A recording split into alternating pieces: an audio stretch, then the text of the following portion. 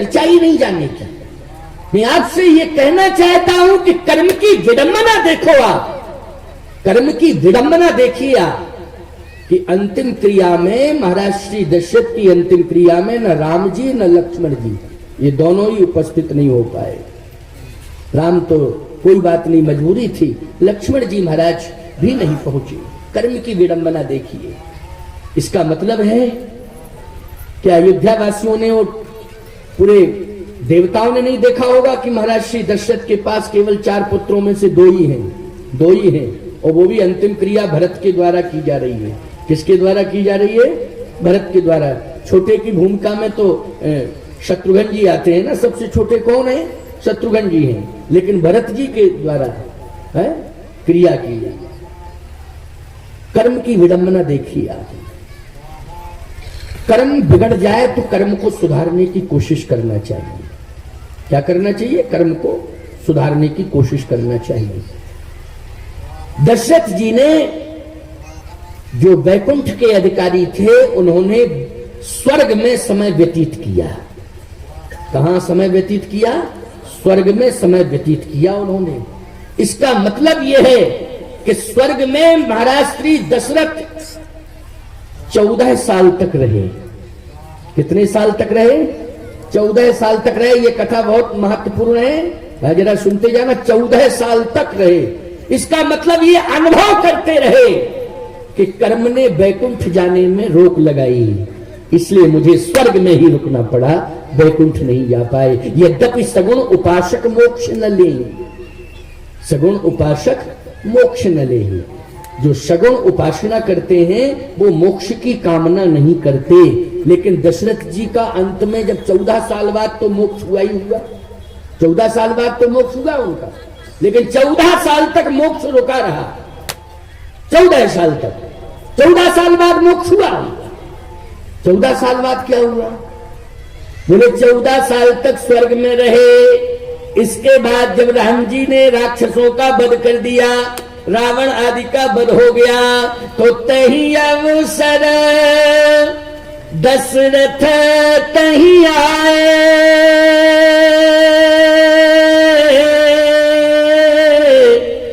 तने बिलोक नयन जल छाए, तने बिलोक नयन जल छाए। अनुज सहित प्रभु बंदन कीन्हा, आशीर्वाद पिता तव दीन्हा, आशीर्वाद पिता तव दीन्हा। 14 साल बाद बोलो लंका आना पड़ा कि नहीं? महाराज श्री दशरथ ने आशीर्वाद दिया राम लक्ष्मण को कि नहीं दिया? 14 साल तक स्वर्ग में बैठे बैठे, स्वर्ग में भी बैठे बैठे कर्म पर विचार करते रहे, प्रायश्चित करते रहे। याद रखना, भगवान ने तुम्हें बहुत संपत्ति दे दी है, भगवान ने तुम्हारे घर को ऐसे बना दिया है तुम्हारे भाग्य से कि स्वर्ग बन गया है। लेकिन प्यारे, यदि तुमसे कोई कर्म बिगड़ गया है तो स्वर्ग जैसे घर में बैठे बैठे भी परमात्मा का चिंतन किया करो, कर्म पर पश्चाताप किया करो, निश्चित है तुम्हारा वो कर्म कट जाएगा। भगवान तुम्हें फिर मिल जाएंगे। भगवान तुम्हें, दशरथ जी को भगवान मिले कि नहीं मिले? फिर मिले, दोबारा मिले कि नहीं मिले? प्रमाण है ना इस बात का, है दोबारा मिले। दशरथ ने अयोध्या में राम को उतारा है और राम ने लंका में दशरथ जी को उतारा है। तो भाई उतारा कि नहीं? श्री राम ने लंका में किसको उतारा? दशरथ जी को। और दशरथ जी ने राम को कहां उतारा? अयोध्या में उतारा। इसलिए भगवान कैसी भी तुम्हें व्यवस्था दे दे, तुम्हारे पुरखों के द्वारा तुम्हें सुंदर व्यवस्था मिल जाए, तुम्हारे परिश्रम से तुम्हारी व्यवस्था स्वर्गमयी हो जाए, लेकिन ये अंतःकरण में विचार करना। यदि एहसास हो जाए कि कर्म मेरा बिगड़ गया है तो घर में बैठे बैठे ये नहीं कि संपत्ति पा करके, बहुत बड़ा वैभव पा करके मस्त हो जाओ और ये कहने लग जाओ कि जब मरेंगे तब देखा जाएगा, अभी तो मौज छानो। जब मरेंगे तब देखा जाएगा, अभी मौज छानो। नहीं, गलत, गलत है ये सोच। ये सोच अच्छी नहीं है। कितने दिन तक तुम मौन छानोगे प्यारे? हैं? और कंडीशन ये भी हो जाएगी कि सब कुछ होते हुए छानने लायक नहीं रहोगे, सब कुछ होते हुए भी छानने लायक नहीं रहोगे। मैं सत्य कह रहा हूं आपसे। मैं कलकत्ता गया कथा कहने के लिए, तो बिरला परिवार में वो कथा का आयोजन था, कला मंदिर एक है, वहां से प्रसारण भी हुआ था मेरी कथा का। जो रिकॉर्ड हमारे कथा के बने हैं वो कलकत्ता का भी बना हुआ है रिकॉर्ड। तो उसमें कम से कम 7 लोग थे हम लोग। बाबा कल्याण दास जी थे अमरकंटक वाले, राजेंद्र दास जी थे वृंदावन वाले, मैं था, गिरीशानंद जी महाराज थे, और गीता मनीषी थे, वो गीता मनीषी है ना, ज्ञानानंद जी वो थे, और भी एक मंडलेश्वर था, हाँ, और गुरु शरणानंद जी थे। 7 लोग थे हम लोग वहां कला मंदिर में, बहुत बड़ा आयोजन हुआ था। तो जब मैं भोजन के लिए बैठा, हम सभी संत बैठे भोजन के लिए,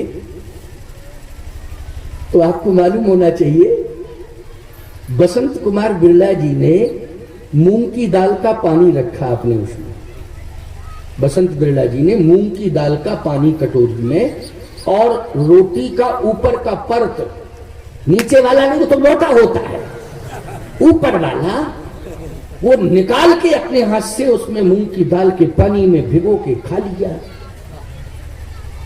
ईमानदारी से बताओ, सब कुछ है, सारे व्यंजन रखे थे, सोने चांदी के पात्र थे वहां टेबल पर, साहब बहुत बड़ी व्यवस्था थी, उद्योगपति है बहुत बड़े, वो सब कुछ था।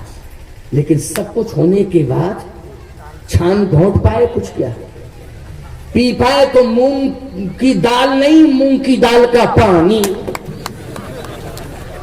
पानी बस ले पाए केवल।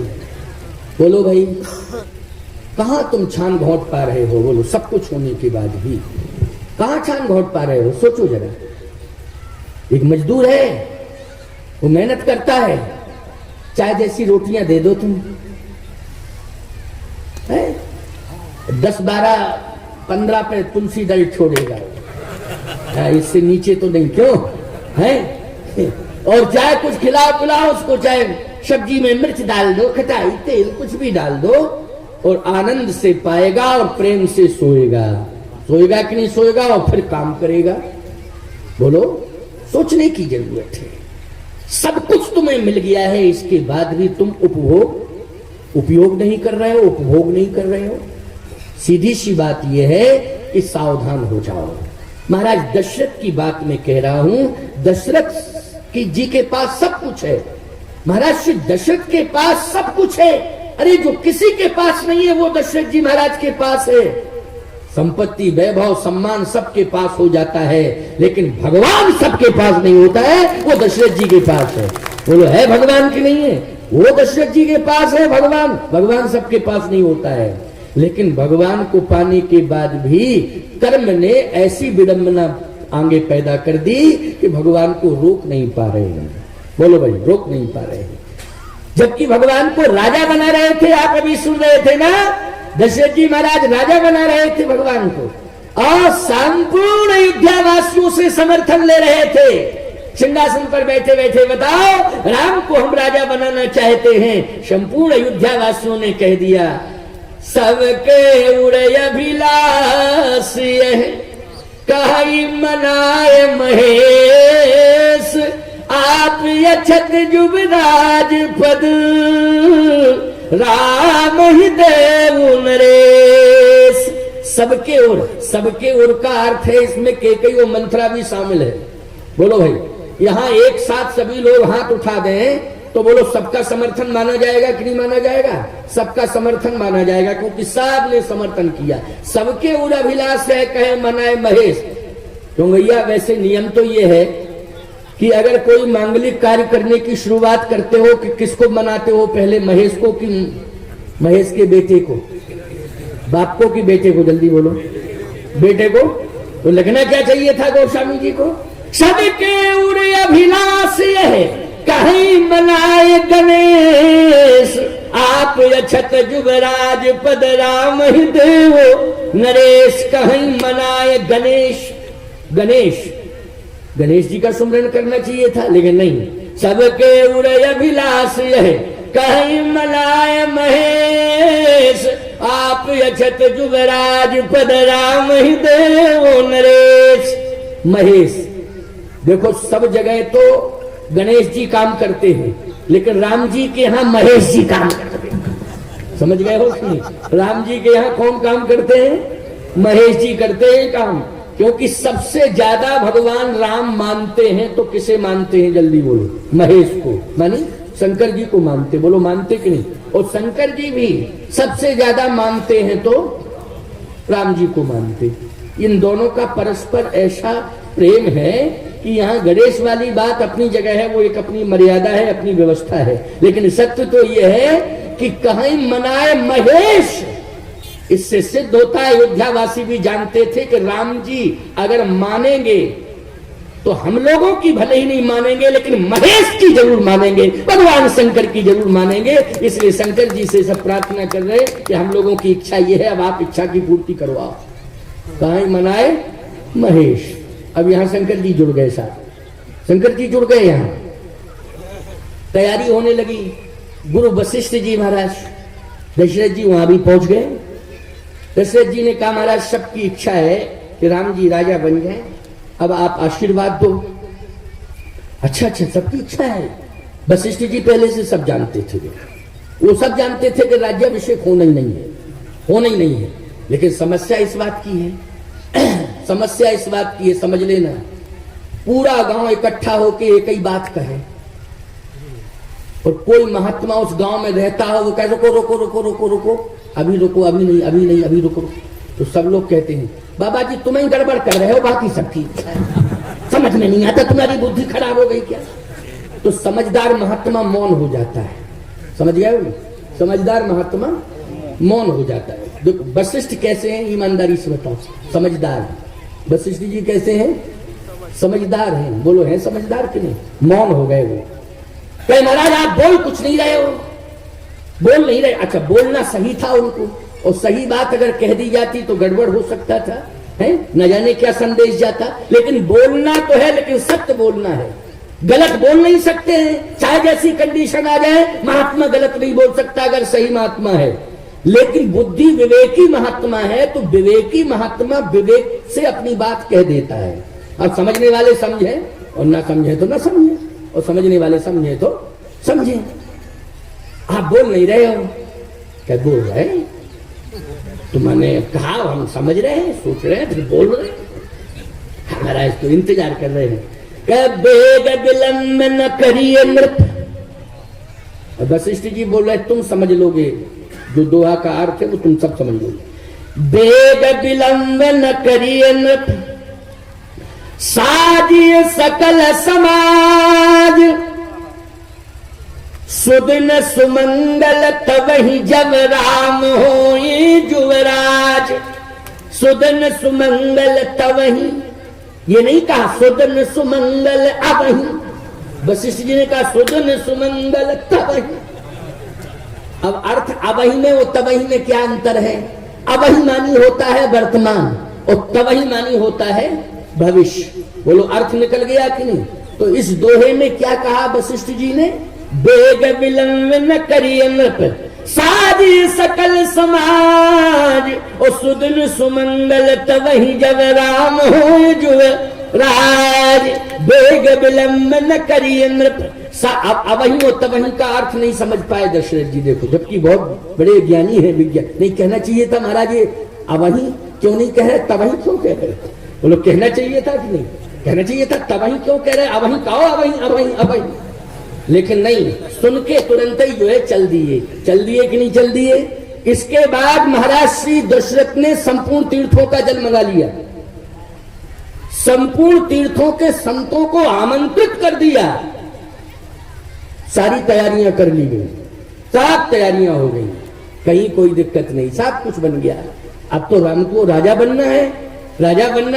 लेकिन वशिष्ठ जी कह रहे थे सुदिन सुमंगल तवहि, अवहि नहीं तवहि। केवल वशिष्ठ जी जानते थे, और इस मर्म को दो ही जानते थे, परमात्मा और महात्मा।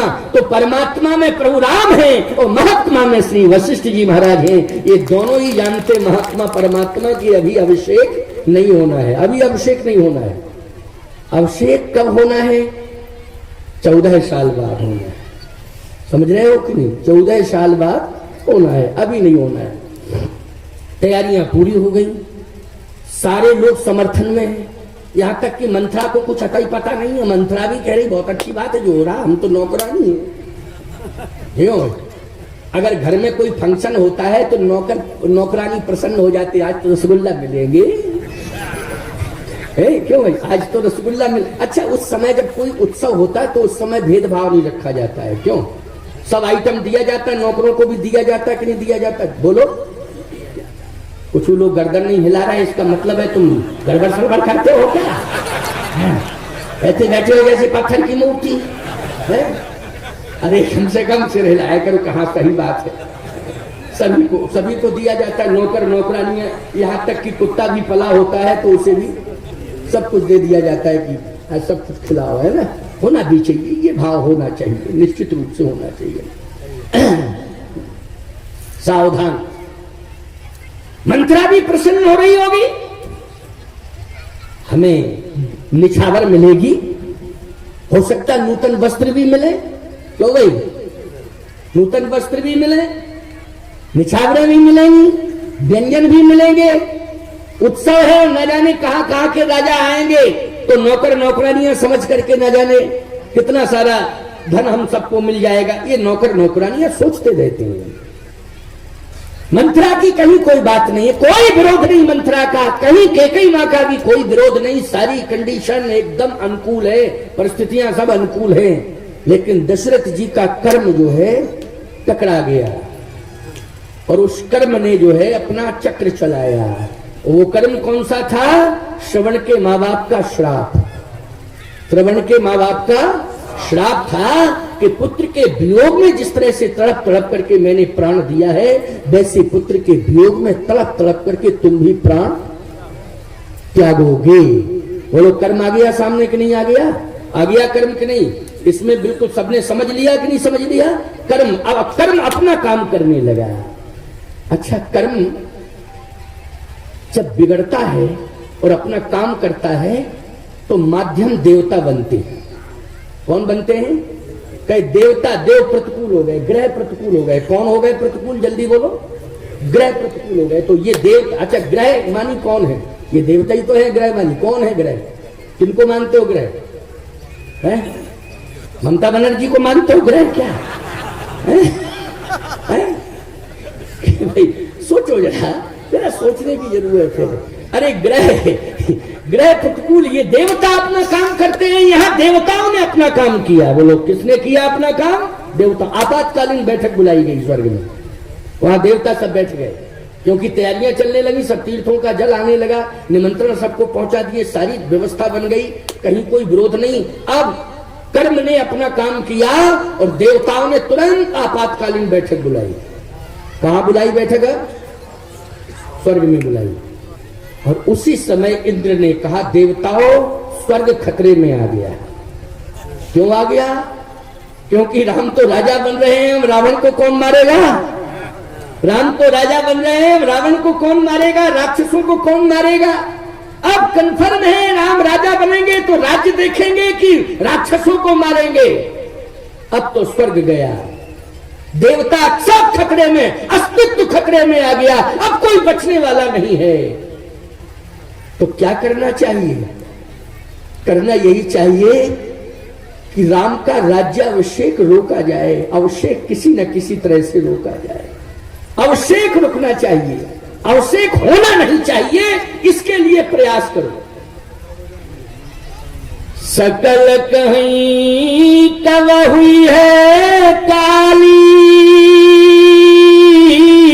लेकिन विधन मना वही देव कुचाली।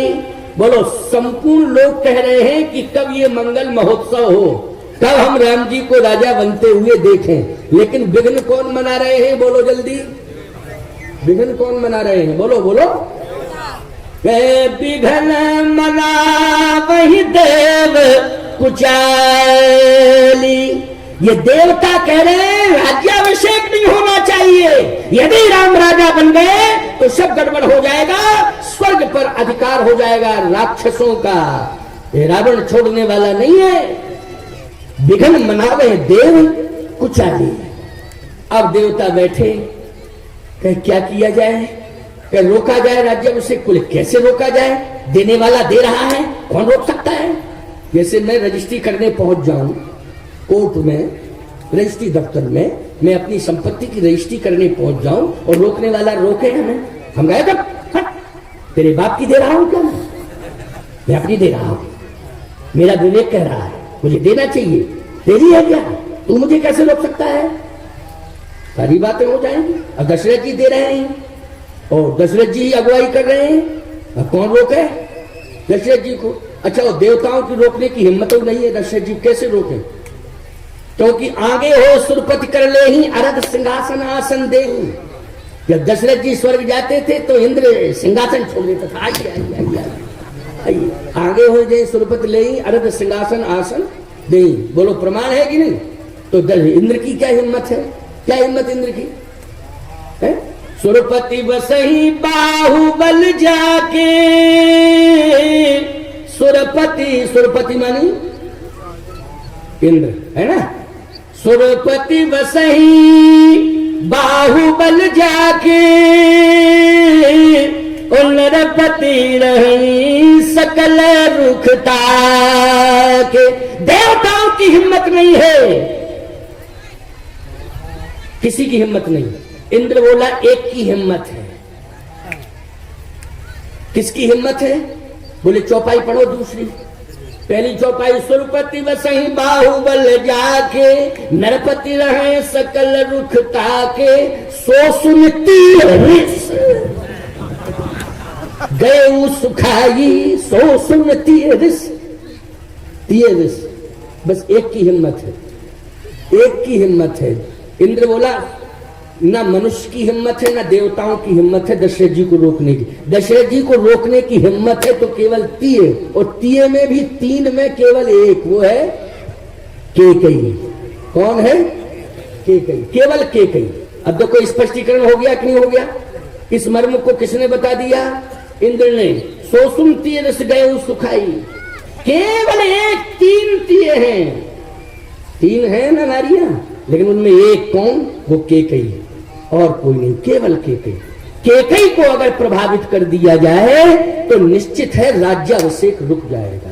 और केकई रोक सकती है, केकई के अलावा और कोई नहीं रोक सकता। अब समझ लेना इस बात को, माताओं, बहन, बेटियों, इस कथा को तुम भी सुनो। बड़ी ताकत है तुम्हारे अंदर, लेकिन ताकत का सदुपयोग किया करो, दुरुपयोग नहीं करना है। जैसे हम बहुत बड़े में मरना पड़ता है, ऐसा फाल्ट होता है। सौत की कथा, सौत शब्द ही बहुत खतरनाक है, सौत शब्द जो है खतरनाक है। इसलिए दिमाग में ये बात आई, और देवताओं के कहने से सरस्वती आने को तैयार नहीं थी, लेकिन उर प्रेरक रघुवंश विभूषण भगवान ने सहमति दे दी कि नहीं, आपको आना है। और आपको देवताओं का कार्य नहीं करना है, आपको तो मेरा काम करना है, मेरी रुचि से करना है। इसलिए आपको अयोध्या आना है और राम का कार्य करना है। राम भी नहीं चाहता है कि मेरा अभिषेक हो। ये सरस्वती को प्रेरणा हुई। किसको प्रेरणा हुई, सरस्वती को प्रेरणा हुई। प्यारे, इसलिए राम की चाहे सोई होई, ओ करे अन्यथास नहीं कोई। राम जी जैसा चाहेंगे वैसा ही होगा, चाहे जितना कोई प्रयास करे, चाहे जितना कोई प्रयोग करे। राम की चाहे सोई होई। सरस्वती को प्रेरणा दी भगवान ने कि देवताओं का कार्य नहीं, ये कार्य तो मेरा है, इसलिए आप मेरा कार्य करने के लिए आई। और जब राम जी की स्वीकृति मिल गई तो अब जाने में क्या दिक्कत है सरस्वती को, है? सरस्वती प्रवेश करती है, निरीक्षण कर रही है, तो कम बुद्धि वाली डायरेक्ट कनेक्शन के कैसे था वो मिल गई। आप कहो प्रमाण क्या है, नाम मंथरा मंदमती, मंदमती, मंदमती मानी कम बुद्धि, नाम मंथरा मंदमती, और चेरी के अजस पिटारी ताही कर गई गिरावती फिर। सरस्वती ने देखा डायरेक्ट कनेक्शन है, कम बुद्धि वाली है, इसलिए अजस पिटारी काय कर उसके सिर पर अपयस की पिटारी। अपयस की पिटारी उसमें बंधा क्या था? अपयस की पिटारी के अंदर क्या था? बोले 100 सौतों की कथा थी, 100 पुराण बनो तो कौन सा पुराण बना था? 100 पुराण। इसलिए 100 सौतों की कथा सुनाई। भैया एक बात बताओ, ईमानदारी से विचार करना, 100-2 सौतों की कथा मुश्किल में कोई सुना सकता है, 10-20 सौतों की सुना दे, 100 सौतों की कौन सुनावे हैं? और 100 सौतों की कथा और ऐसी कथा सुनाई कि तत्काल प्रभाव पड़ गया। बोलो प्रभाव पड़ गया। इसका मतलब है कि ये सरस्वती ने 100 सौतों की कथा सुनाने की क्षमता मंथरा को दे दी। अच्छा, ये कथा सुनाने की क्षमता कौन दे रही है? मुझे भी, मैं भी सुना रहा हूं। तो क्षमता कौन दे रही है? सरस्वती दे रही है। अगर सरस्वती की कृपा ना हो तो पता नहीं आए वहां से क्या बकने लग रहे हैं। और तुम लोग कहो महाराज क्या बोल रहे हैं, इनको हटाओ, ये पता नहीं क्या है वहां से बोल रहे। क्यों? सरस्वती रूठ गई, इसका मतलब है ना सरस्वती की कृपा हो रही है, तभी तो बोल रहा हूं। बिना सरस्वती की कृपा के कोई कुछ नहीं सुना सकता है। आज मंत्रा भी सुनाने में सक्षम सामर्थ्यवान हुई है, तो किसके प्रयास से हुई है?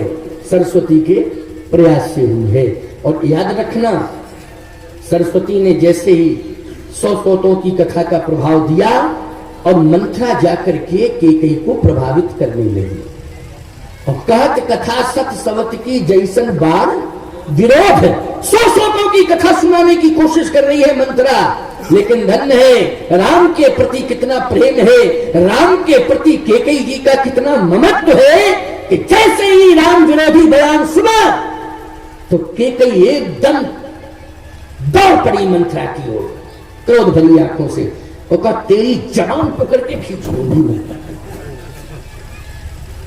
मंत्रा कांप गई। कैसे तेरी हिम्मत पड़ी? ये कैसे तूने मुझसे कहा? तेरी हिम्मत कैसे पड़ी? मंत्रा कहती हम तो नहीं समझ पा रहे।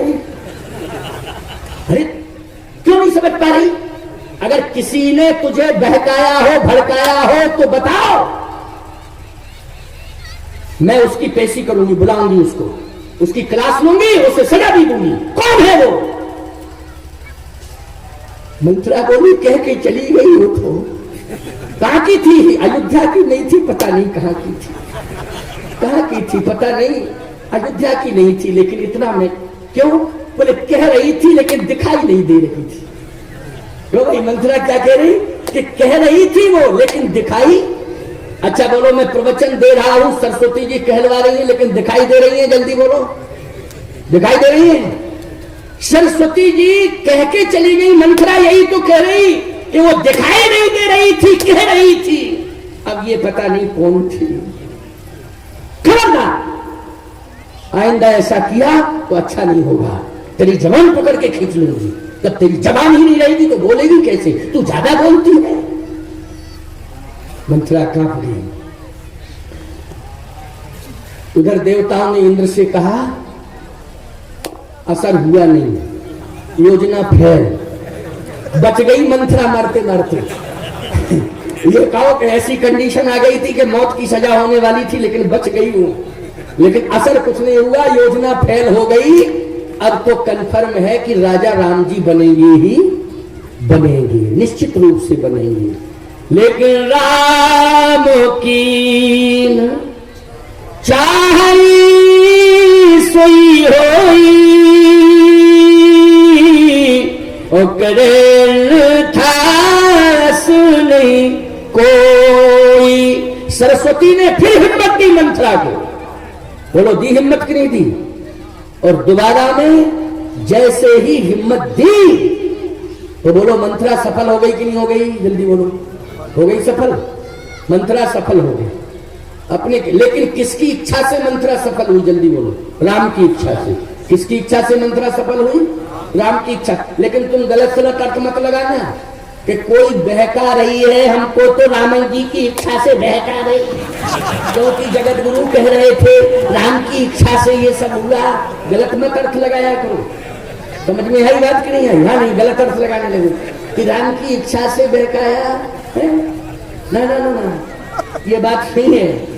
ये सारी बातें जो है सबके साथ लागू नहीं हो सकती है, समझ रहे हो। देश काल परिस्थिति पर विचार करना चाहिए।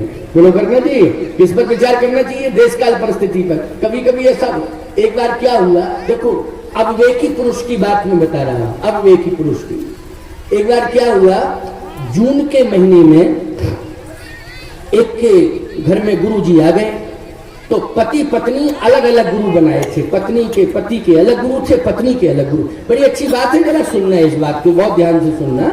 पत्नी के अलग गुरु, पति के अलग गुरु। अब अविवेक की बात मैं कर रहा हूं, अविवेक की बात। तो पति के गुरु आए हैं, वो जून में आए।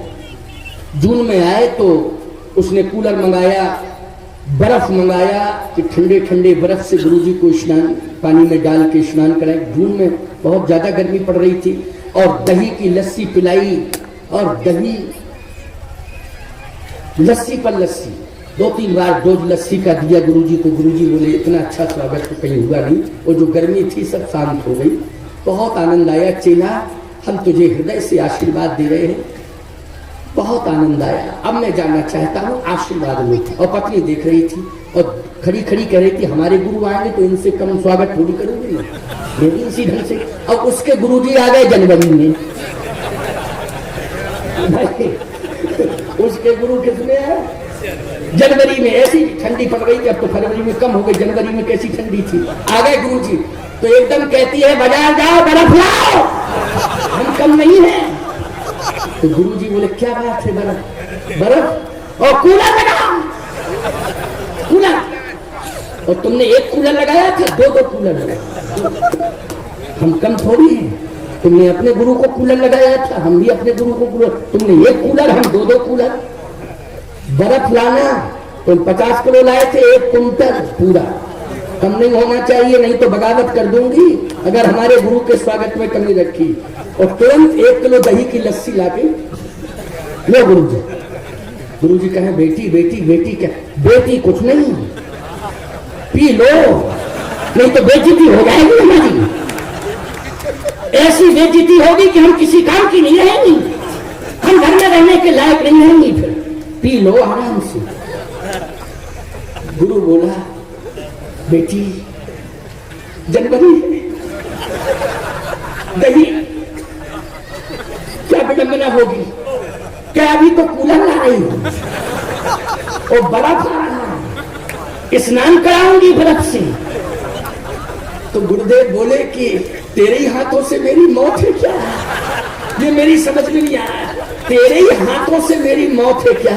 हे ब्रह्मा, यही इसी घर में मौत का विधान बनाया था क्या? और मारना था तो इस विधान से क्यों बर्फ में डुबो के मार रहा है ब्रह्मा? दही पिला के मार रहा है, कूलर की हवा खिला के मार रहा है। उसने कहा कि मैं गुरु भक्त हूं, मेरे पति ने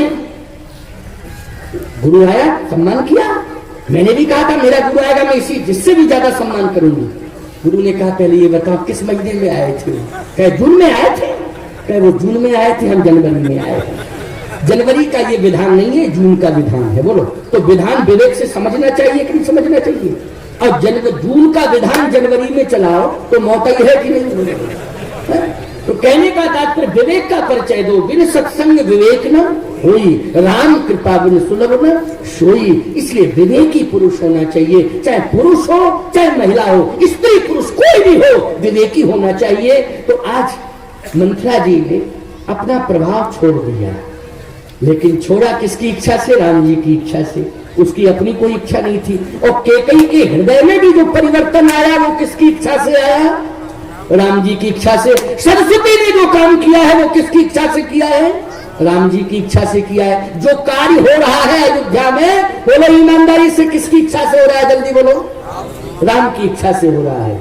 इसलिए मैं कहना चाहता हूं इसमें संदेह करने की आवश्यकता नहीं है। आज भगवान श्री राम की इच्छा से कार्य हो रहा है, तो मंत्रा ने द्वारा में अपना प्रभाव छोड़ दिया। अब एक एक शब्द बहुत महत्वपूर्ण है, ध्यान से सुनना। बीड़ी बिंडल पीने वालों, जरा बीड़ी की इच्छा है तो बीड़ी छोड़ देना, अभी तो छोड़ ही दो कम से कम, है नहीं? क्योंकि तलब लगती है। क्या लगती है? तलब लगती है। और तलब लगती है तो एक व्यक्ति ने बिंडल निकाला बाहर तो दूसरा कहता हमारे लिए भी थोड़ा कर देना, क्योंकि हमें भी 2 चाहिए। खबरदार, मैंने क्या कहा, वैसे तो ये नशा छोड़ो, और नहीं सत्संग में तो छोड़े ही दो, इतना तो संकल्प करो। सत्संग में नहीं करना, मन की एकाग्रता सत्संग में बहुत आवश्यक है, परम आवश्यक है। यदि मन तुम्हारा भटक गया तो ये समझ लेना अपराध जुड़ गया तुम्हारे साथ। क्या जुड़ गया? अपराध जुड़ गया। और मन भटका क्यों है? क्योंकि तुम्हारे पाप ने तुम्हारे मन को प्रेरित कर दिया है, इसलिए तुम्हारा मन भटक गया है। तो मन भटकाने की आवश्यकता नहीं है, इस बात का ध्यान रखना है। इसलिए आओ सुनो, बड़ी महत्वपूर्ण बात है। अंतिम 10 मिनट केवल, इसके बाद कीर्तन कराऊंगा क्योंकि 5:30 बज जाएगा। वैसे तो आज मैं जल्दी आ गया था, रोज की अपेक्षा तो जल्दी आया। मैं 3:38 पर आ गया था मंच पर, मैं घड़ी देख करके आया। बस मैं तो अब तुम्हें लग रहा हो कि हम 10 मिनट, ये कह रहे हमको लग रहा है 10 मिनट बोले हम है नहीं। अच्छा एक बात बताओ, तुमको लग रहा है 10 मिनट बोले, हम बोल गए हैं कम से कम बोले होंगे 1.5 घंटे लगभग तो बोले होंगे। 1.5 घंटा में तुम्हें लग रहा है 10 मिनट बोले। अच्छा एक बात बताओ, हम 3-4 घंटा बोलेंगे तो तुम्हें लगेगा 20-25 मिनट बोले, क्यों भाई लगेगा? और तुम्हारे हिसाब से घंटों का मूल्यांकन अगर किया जाएगा तो तुम जाओगे घर, हम जाएंगे सीधे अस्पताल, क्यों भाई? यही होगा कि नहीं होगा भाई? तुम्हारे हिसाब से घंटों का मूल्यांकन किया जाए तो यही कंडीशन होगी कि नहीं होगी? लेकिन चलो, अब कल का दिन तो शेष रह गया है। अच्छा भैया एक बात बताओ, हमें थोड़ा सा फोन पर भ्रमित किया गया था, अब ये बात सही है कि गलत है अभी से कह दो, क्योंकि लोगों को बताना पड़ेगा। क्या कल मुझे, क्योंकि दूसरी जगह पहुंचना है, उन लोगों ने कहा मेरी बात समिति से हो गई है, और उन्होंने कहा कि महाराज जी हम आपको लेने आएंगे, लेके जाएंगे और आपको चलना पड़ेगा। हमने कहा शर्त ये है कि जब लोग कह देंगे तभी, तो उसका उपाय बोले, उसका उपाय यही है कि आप 1 से 2 बजे तक कथा कह लीजिएगा, 1 से 2 बजे तक। हमने कहा हम कह देंगे, हमको कोई दिक्कत नहीं। बोले अब आपको हमारे साथ चलना है, हमारी सभा आपको सफल बनानी है, और आपके इंतजार, आपका प्रचार कर दिया है, आपके इंतजार में बहुत लोग आ रहे हैं, बहुत लोग आ रहे हैं, हम क्या जवाब देंगे? तो देखो भाई, सीधी सी बात यह है कि तुम लोग अगर कहोगे तो 1 से 2 हम बोल के चले जाएंगे। अब बनाना तुम लोगों को विधान है, हमें बता दो तो इनको बता देंगे, तो उस हिसाब से सब लोग आ तो जाएंगे। नहीं तो 1 से 2 तक यही रहेगा कि महाराज तो बोलते हैं 4 से 5 बोलते हैं, या 3:30 से 5:30 बोलते हैं, ऐसा लगेगा तुम लोगों को। परंतु मैं अगर स्पष्टीकरण न दूं तो भ्रमित हो जाओगे, तो वो हमें बता दो अभी, नहीं तो हमें तो तुम्हारे हिसाब से बोलना है, हमें कोई दिक्कत वाली बात नहीं है। मैं किसी बात में जिद नहीं करता हूँ, ये तो, लेकिन मुझे बता दो, और बता दो तो मैं इनको बता दूंगा, ये लोग आ जाएंगे, मेरे हिसाब से आएंगे, ऐसी बात नहीं है। कथा सुनने के लिए आएंगे लोग, जो समय में दूंगा उस समय में आएंगे, हमें विश्वास है। क्योंकि मुझे सुनना चाहते हैं तो जो समय में दूंगा उस समय में लोग आ जाएंगे, कहीं कोई दिक्कत नहीं है। हाँ बताओ। अच्छा ठीक, हाँ सुनिए, आप लोग सुनिए, बहुत अच्छी बात बता रहा हूं, अब कान खोल करके सुन लेना, हम पर्याप्त मात्रा में तुम्हें सुनाना चाहते हैं। मैं अगर 1 बजे से बोलूंगा तो तुम लोग सुनना चाहते हो तो हाथ उठा करके समर्थन करो। लोग सबने समर्थन कर दिया। कल मेरा प्रवचन 1 बजे से होगा, भरपूर सुनाएंगे, ये नहीं कि जल्दी जल्दी सुना के चले जाएंगे, पर्याप्त सुनाएंगे, चिंता मत करना। लेकिन 1 बजे में आ जाऊंगा मंच पर, 1 बजे में मंच पर आ जाऊंगा, पर्याप्त सुना के जाऊंगा, ये नहीं कि थोड़ा बहुत सुना के चला जाऊंगा। बस ध्यान रखने का है, कल माताएं, बहन, बेटियां, भाई, बंधु जितने भी हैं सभी लोग कल टाइम से आ जाएंगे। 1 बजे मैं मंच पर बैठ जाऊंगा, 1 बजे मंगलाचरण मेरा शुरू हो जाएगा, सबसे पहला प्रवचन मेरा ही होगा। लेकिन सभी लोग अपने काम काज निपटा करके आ जाना। इस बात का अंतिम 2 मिनट की बात और सुन लो, बस क्योंकि अब तो समय ही हो गया है, हमारे में 5:25 हो चुके हैं। अब 2 मिनट की बात सुन लो, 2 मिनट की बात सिर्फ इतनी सी। अब ध्यान से सुनना, अभी कीर्तन करके ही जाना, बिना कीर्तन के चले गए, मरने के बाद भूत बने, हमारी कोई जिम्मेवारी नहीं। तो मरने के बाद भूत प्रेत बन जाओ तो हमारी क्या जिम्मेवारी है? लेकिन नहीं, तुम सब समझदार हो, बिना कीर्तन के तो जाओगे ही नहीं। कीर्तन है, आरती होगी, आरती के बाद सबको जाना ही है, और टाइम भी हो गया है। बात यह है कि भगवान की इच्छा से अयोध्या की गतिविधियां चल रही हैं, न दशरथ जी की इच्छा से, लेकिन कर्म भी भगवान की इच्छा से काम कर रहा है। जो कर्म की बात चल रही थी, वो कर्म किसकी इच्छा से काम कर रहा है? भगवान की इच्छा से काम कर रहा है। इसलिए दशरथ जी के साथ जो कर्म जुड़ा हुआ है, वो कर्म भगवान की इच्छा से काम कर रहा है। इसलिए अयोध्या में जो भी हो रहा है भगवान की इच्छा से हो रहा है। अब आगे क्या होगा इसकी चर्चा मैं कल करूंगा, स्पष्टीकरण कल दे दूंगा। इसलिए कल 1 बजे से मेरा प्रवचन होगा और ठीक 1 बजे मैं मंच पर आ जाऊंगा और 1 बजे आप लोग आ जाना, क्योंकि सत्संग सुनना है, मेरा प्रवचन सुनना है, तो 1 बजे सबको आना पड़ेगा। आ जाना। मंच कल का वैसे शुरू हो जाएगा 12 बजे से, ठीक है ना? 12 बजे से मंच प्रारंभ हो जाएगा, तो 12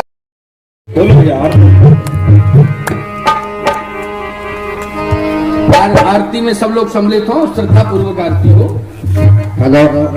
आरती के बाद पादुका पूजन की परंपरा है। पादुका पूजन भी आरती के बाद सभी लोगों को सौभाग्य मिलेगा करने का। पादुका पूजन होगा। आरती श्री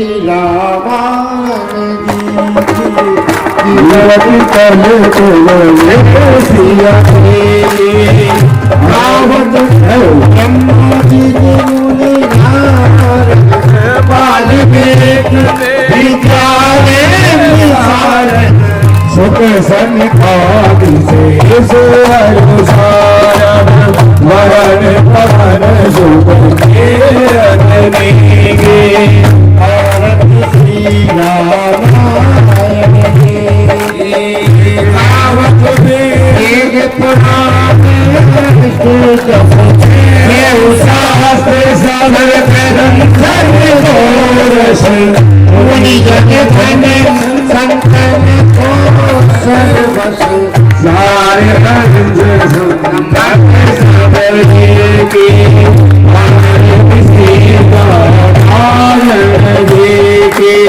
रामायण संतत शंभु और भट संभव मुनि प्यासी आदि कवि वर्जित पानी काल आरत श्री रामायण देखे कदमन हरण सुशैल सिंगार मोके जोड़ी कलन रोग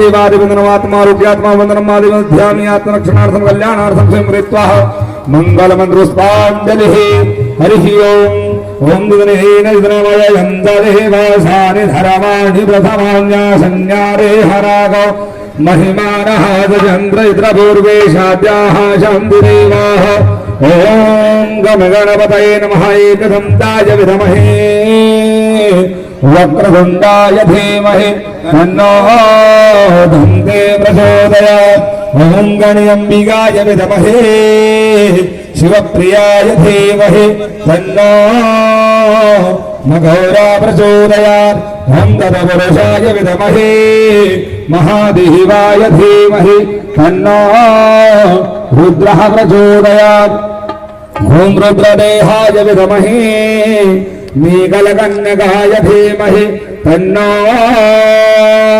मरीवा प्रचोदयात् ओम दशरथनन्दनाय विद्महे सीतावराय धीमहि तन्नो श्रीरामः प्रचोदयात् ओम जनकनन्दन्ये च विद्महे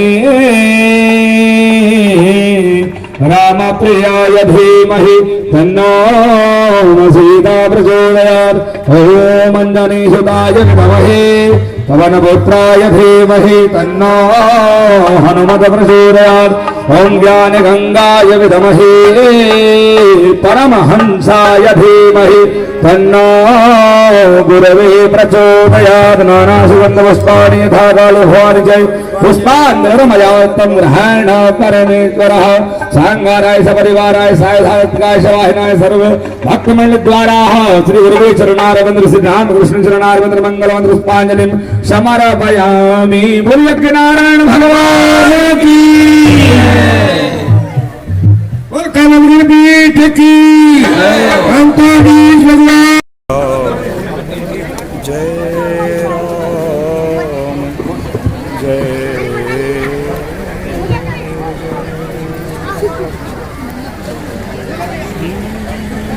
राम जय